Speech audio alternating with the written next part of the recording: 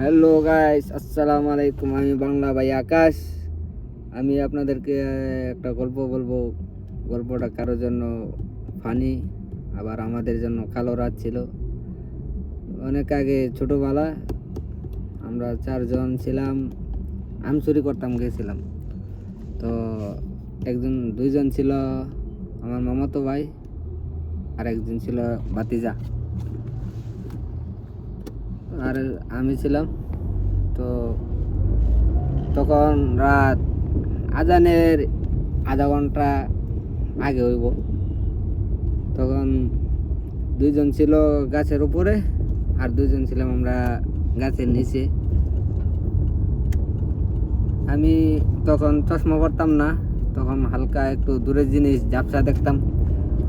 তো একটা জিন দেখলাম, এক মহিলার মতন ঘরের লগে হেলান দিয়া দাঁড়ায় আছে, অনেক লম্বা।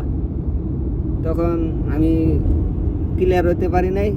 তো তার জন্য আমার এক মামাতো ভাই ছিল, তার নাম ছিল ইয়াসিন।